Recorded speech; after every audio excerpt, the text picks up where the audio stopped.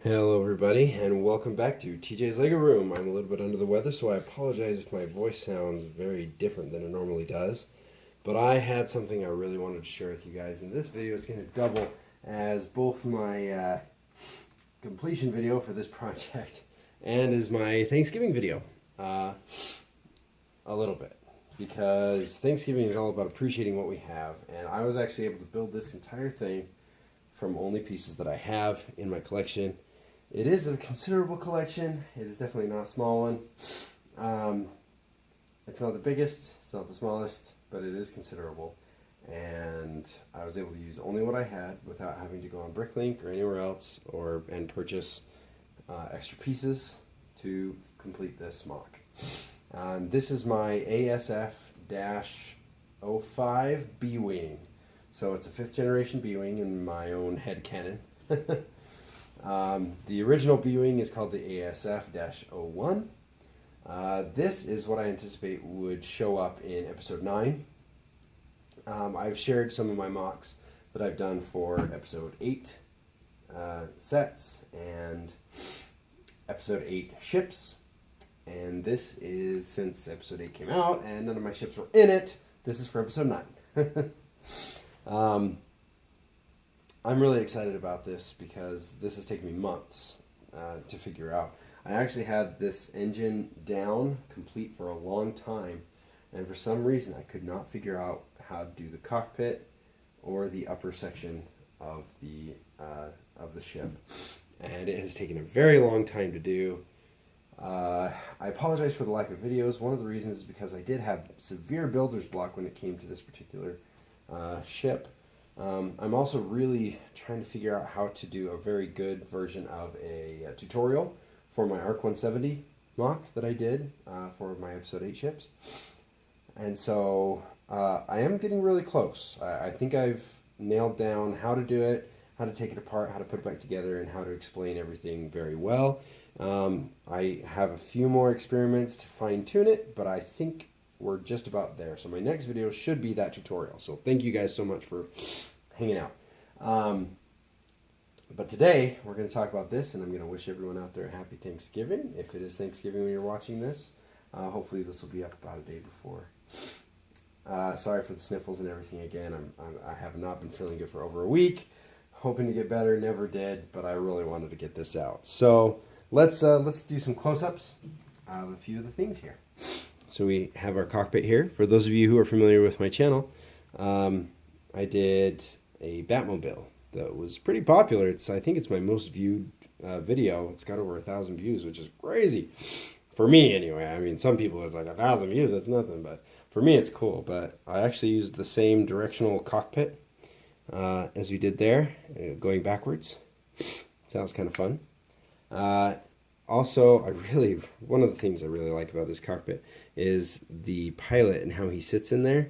He actually sits very far up. So if I rotate the cockpit just a little bit here, you can see he actually only goes down to about that first stud on that snotted piece right there. Pretty crazy. Also, it's funny for me to talk about snot when I can't keep my nose from running. You'll notice I used the chain, the track that they used on the Ultimate Collector's B-Wing. I really liked the look of it. I thought it would not be a bad idea to incorporate it. I'm not really stealing it, you know, because you can't really steal Lego ideas a lot. I mean, you can get inspiration, which is fun. The track on this one actually goes into the ship a little bit. My idea was that the chain or the track here might actually be what rotates the cockpit in the universe. Unfortunately, that didn't actually work. It is pretty rigid in there. But I was able to get another thing that I really like, which is this piece that goes across the top. I was really fascinated by that idea, and my first cockpit had that, but it was way too big. This one, it just worked out perfectly. I'm super happy with it. Now, you'll notice that on a regular B-Wing, the cockpit can rotate 360 degrees. This one cannot. It can only go from there, whoop, all the way to there. So not quite 360, but close enough, for crying out loud. This ship carries 14 Proton Torpedoes, which I will show you in just a little bit. And this little contraption here is actually for targeting 8 different ships to do that. This is an aftermarket targeting sensor cluster to target up to 8 different ships there. It doesn't really, but you know, it's what in my head it does. And then we have our main engine right here. Pretty fun. And then we move down. We have our normal sensor targeting array right here. We can target up to 2 to 3 ships. We have our wing cannons here, and then of course we have our massive lower cannon here. I think I was anticipating that these would be ion cannons, and this would just be a heavy laser cannon. I'm not entirely sure, but I'm sure what you're all wondering is, how do the wings open? And I'm going to show you, but we're going to have to move the camera just a little bit, because this thing is really, really tall. I think it might be the tallest ship I've ever made. I actually have to show you what's left of the somewhat dirty room in here. Okay, now if my calculations are correct, this should still be in the frame. I apologize if it's not, but I am going to show you how it works, and then I'll do some close-ups. So we just pop loose the wings, just held on by just a few studs right there, and then we grab the engines, and the wings are actually tied together so that they will not open individually. They are held open together, which is pretty fun. And then you guys can't see it from there yet, but if I do this, boop, I can pop out, and there are our 14 Proton Torpedoes. They are flick fire missiles. I know not everybody's a big fan of flick fires. I include them on a lot of my ships because I like my ships to be somewhat playable for my kids. So yeah, that's a lot of fun. And now let's come up close and show you guys how I did that. And you actually can't totally see how it works from here, but I'm gonna do my best to kind of show off how I did this. All right, so here we go. We loosen the wings, get them unstuck from their studs, and here we go. Ready? So this wing that we're looking at here pivots on a whole section of the ship that rotates in here, and the other side rotates off of this one. And they go up together, and you turn the whole engines to do that. And there you go. You got that. And now if I can take a peek underneath here, you can see the top of that one and the bottom of this one, which is where the wings all come together. And then we have our Proton Torpedo Bay right here, which is just some Technic bars. I guess those are arms, maybe considered. I'm not entirely up to date on my Technic jargon. I should be after building that crane, but I'm not. We've got 14 Proton Torpedoes, so we can target up to 11 different things with our advanced targeting sensor array, and then our standard sensor array. The wings are actually held flat on here by these 3 studs right there. We got some decor in there, a nice bunch of stuff. This was actually supposed to be landing gear at one point. I was gonna put some landing gear in here. Now I think they're just some vents, or maybe little miniature storage areas or something to store little tiny things that don't matter. So as you can see, I guess I haven't really showed you the back of this thing yet. So not a whole lot of detail, just a few little vents there. Not a ton of stuff, but just a few things to keep it somewhat interesting if you're looking at it from behind. We can look a little bit more at some of the detail around here. Not a whole bunch. There's actually a lot of structural components in here to keep this cockpit section on the ship. And I was originally going to load some extra torpedoes or something on the side here like the original B-Wing had. That did not quite come to fruition, although I did leave the mechanisms underneath the surface plates here available, that if I decided I wanted to add some things on there later, I can. It's just not something that I thought was super... you didn't have to have it right there. I do want to show you the internal mechanisms of this. I will not be able to do that in this video because it is quite considerable to take this thing apart. I may actually just build a whole separate assembly of the inside so I can show you how I did it. But either way, this is a very complicated amount of development that went into this. And I actually ended up using, how many? 8 of the very small Technic gears on tensioner pins in order to hold these 2 wings up. And then connected them together. Actually, yeah, so yeah, 8 of the miniature gears and then a couple other extra gears that also have tensioners on them to hold them together. So, isn't that fun? Isn't that a cool ship? I think it's pretty cool. It's also really big and very heavy.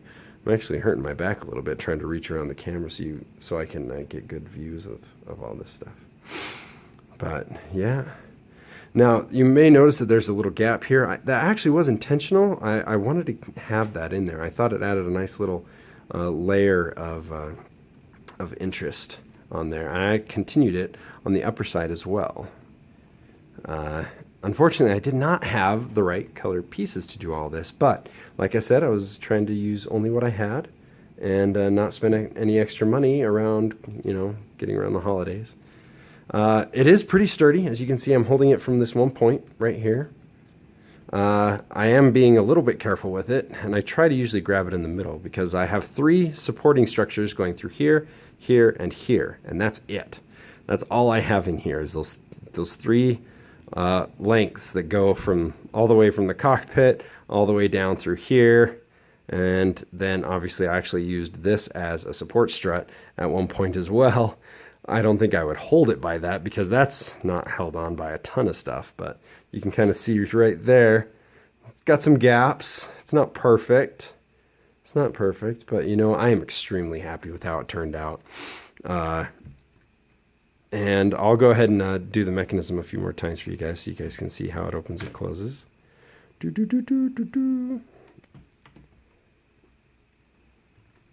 So as you can see, it sags a little bit. And if I push it, it'll drop down. So the tensioners that I use are barely adequate, barely enough to make it work. But when I close it up, I did try to make sure that that everything matched up really well. Press those 3 studs into place.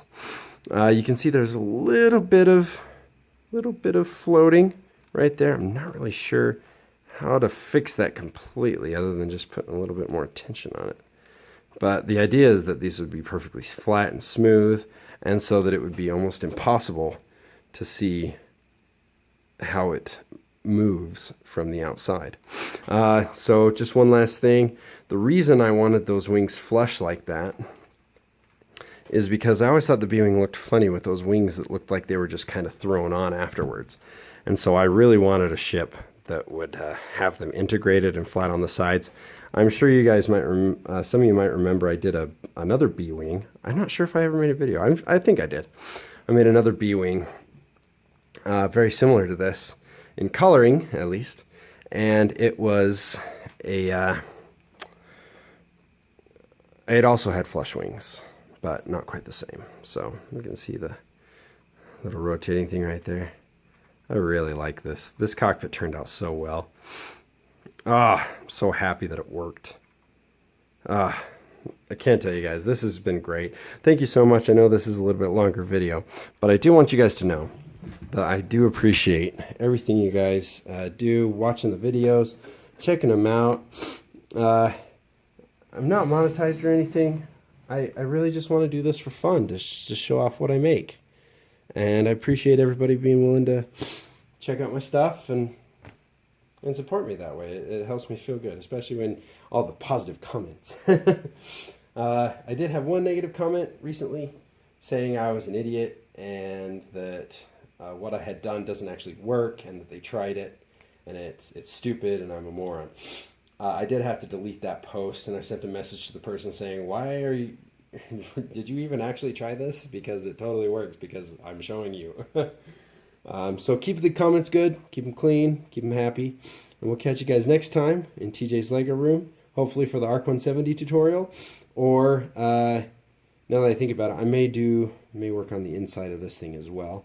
It depends on whichever one I figure out how to do first. So thank you so much again for checking it out.